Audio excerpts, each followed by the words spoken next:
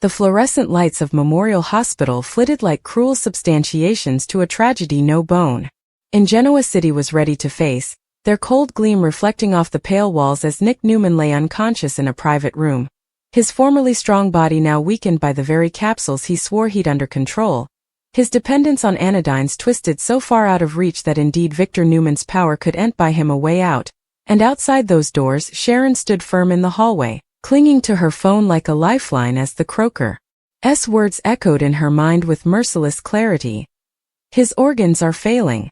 We don't know how much important time he has left. The air felt heavier with every breath she took, her heart pounding so violently she allowed it might shatter her caricatures, because Nick wasn't just her ex-husband. He was her soulmate, her history, the man she had loved through backstabbings, reunions, heartache, and stopgaps. And now she was being told he might not survive the consequences of a secret war he'd been fighting alone. Sharon's recollections crashed over her like a storm. Nick laughing with their children, Nick holding her hand during their darkest moments, Nick promising he'd always be there. And the cruel irony of it all made her casket burn, because he'd been there for everyone differently, just not for himself, not when the pain became too important, not when the capsules turned from drugs into escape. Inside the room, machines telephoned in a haunting meter, each sound reminding the croakers how close Nick was to crossing a line no Newman should ever cross, while Victor stood stiffly by the window, his important frame tense, his jaw gripped as if he could blackjack death itself, yet indeed he couldn't ignore the verity gaping back at him in the reflection. His sun was slipping down, and for the first time in his life Victor Newman had no adversary to fight, no deal to make, no conglomerate to cover that could save Nick from himself. Sharon eventually set up the strength to step forward, her legs pulsing as she entered the room, her eyes filling with gashes when she saw Nick's pale face, the dark circles beneath his eyes, and the tubes and cables that now kept him alive, and she murmured his name like a prayer. "Nick, please don't leave us," her voice breaking as she reached for his hand, feeling the faint warmth that proved he was still there, still fighting indeed, even if he didn't know it. The croaker explained in hushed tones that times of anodyne abuse had damaged Nick's liver and heart, that the overdose he suffered wasn't just an accident, but the final warning his body could give. And Sharon's world listed as she realized how close she was to losing the man who had been her anchor for so many times. Her mind contended back to the signs she had ignored, the way Nick grew distant, the way he snapped at the kiddies, the way he always sounded tired, and always hurting, and guilt wrapped around her such like chains, because what if she had asked the right questions, what if she had pushed harder, and what if love alone had been enough to save him? Outside the room, Faith and Noah awaited anxiously, their eyes wide with fear, their nonage innocence shattered by the possibility of a future without their father, while Mariah tried to stay strong for them, her own heart breaking as she watched Sharon fall piecemeal in a way she had no way ahead.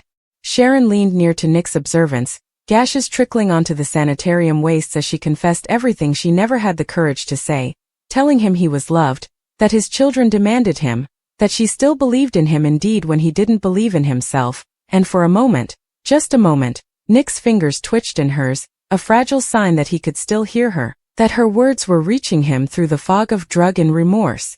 But stopgap was a dangerous thing, because the croaker soon returned with ruinous news.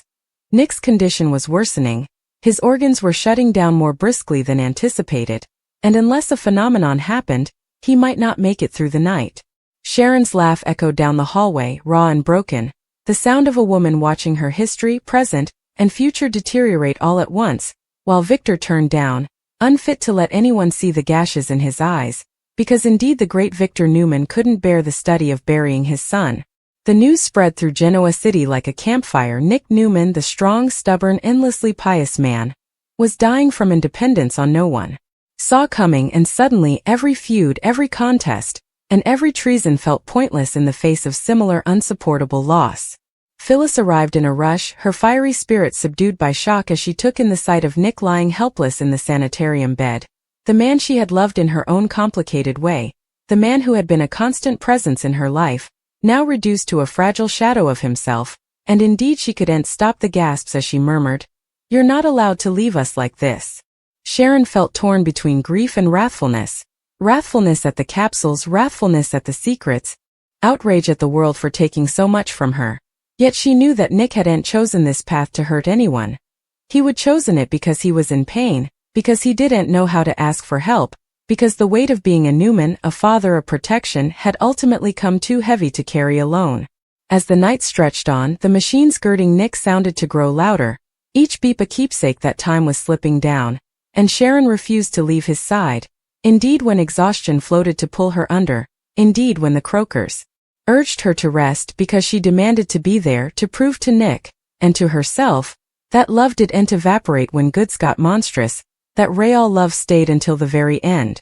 In a quiet moment, when the hallway was empty and the municipality outside the window slept, Sharon rested her forehead against Nick's hand and brooded a pledge through her ribs: if you fight, I'll fight with you.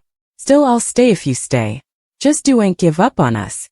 But fate was cruel, and the spectators suddenly began to flash admonitions piercing the silence as Nick's heart rate dropped. Croakers rushing in with urgency, pushing Sharon back as they worked desperately to save him, their voices sharp and critical as they tried to pull him back from the edge. Sharon collapsed into Victor's arms, blubbing uncontrollably, convinced this was the end, convinced she was about to lose the man who had shaped her life in ways no bone else ever could. Minutes felt like hours as the croakers fought to stabilize Nick, and when they ultimately surfaced, their expressions were grim but conservative. He was alive but slightly, and the coming 24 hours would determine everything. Sharon felt both relief and terror marshland over her, because survival was no longer guaranteed. It was a fragile possibility hanging by a thread. The news that Nick might die forced everyone in Genoa City to defy their own regrets, their own unexpressed words, and their own undetermined conflicts, because when death knocks on the door, pride and outrage suddenly feel small.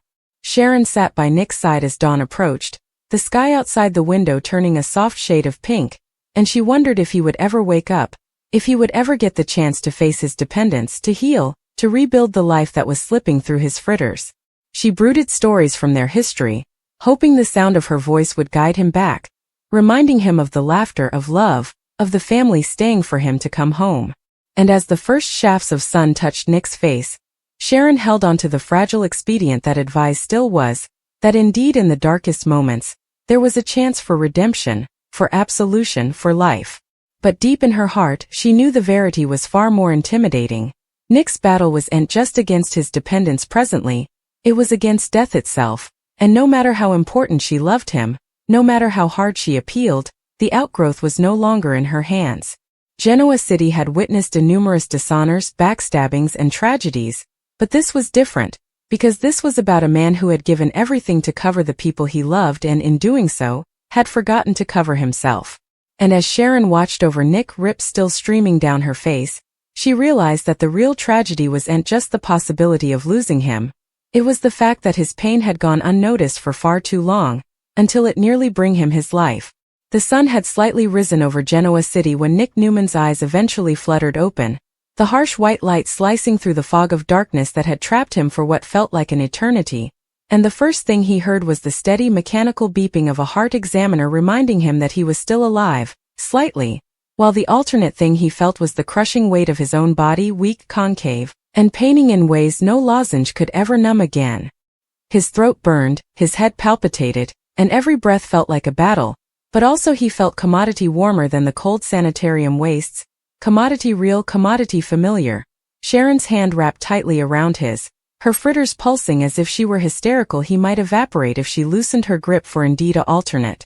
Nick, she rumored, her voice cracking with unbelief and relief as gashes streamed down her cheeks, and in that moment, he saw the verity in her eyes, the verity that he'd come terrifyingly close to leaving this world behind, to leaving her, their children, and everyone who loved him with nothing but recollections and unanswered questions. His lips parted, but the words wouldn't come, only a faint breath, a broken sound that carried the weight of remorse, shame, and fear, because waking up meant facing the consequences of everything he tried so desperately to escape. The croaker rushed in moments latterly, explaining in careful, measured tones that Nick had survived the overdose but the damage to his body was severe, that his organs were still under immense strain, and that his dependence had pushed him to the edge of a precipice he might no way completely recover from. And as Nick heeded, guilt wrapped around his casket tighter than any physical pain, because he knew he'd done this to himself. Sharon refused to leave his side. Indeed, when Victor claimed she rest, indeed when the nursers prayed her to take care of herself, Because the study of losing Nick had shaken her to her core, stripping down every subcast of strength she allowed. She had left.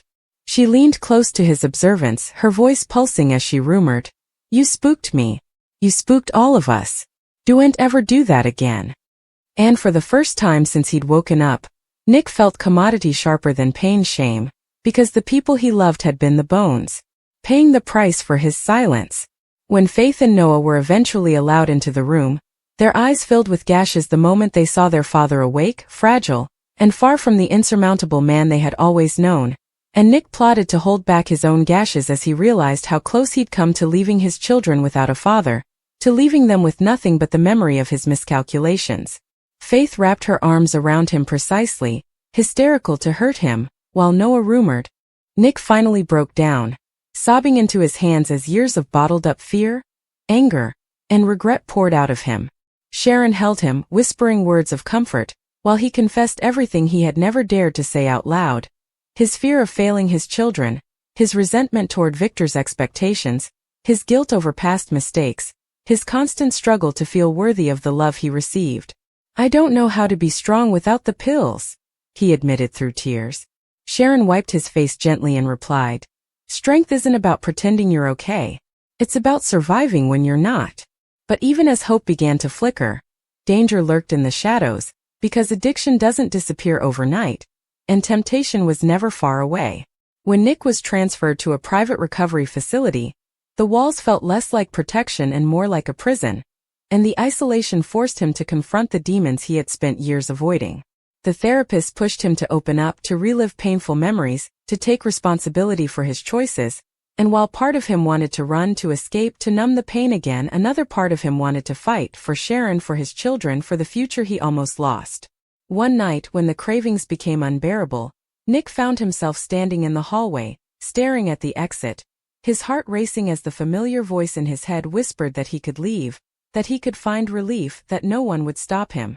His hands shook, his breath grew shallow, and for a moment, it felt like the past was pulling him back into its grip. But then he remembered Sharon's tears, Faith's hug, Noah's words, Victor's disappointment, and the cold hospital room where he had nearly died, and suddenly, the escape he once craved felt like a betrayal. Nick turned away from the exit, collapsing against the wall as he fought the urge to run, because this time he wasn't running from pain. He was running toward life.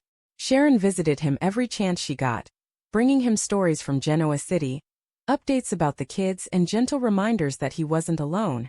And with each visit, Nick began to feel something he hadn't felt in a long time: hope. Not the kind built on illusions or denial, but the kind rooted in honesty, effort, and the willingness to face the truth, no matter how painful it was. He started opening up in therapy, admitting his fears, confronting his past, and learning how to cope without numbing himself. And while the road ahead remained uncertain, one thing became clear: Nick Newman had survived more than a medical crisis. He had survived himself. But even as he took his first real steps toward recovery, the shadow of his addiction still loomed, reminding him that the fight was far from over, that every day would bring new challenges, new temptations, and new reasons to stay strong. And somewhere in Genoa City, Sharon waited, holding on to the belief that love, patience, and forgiveness could heal even the deepest wounds, because Nick wasn't just fighting for his life anymore. He was fighting for his future, and for the family that had nearly lost him forever.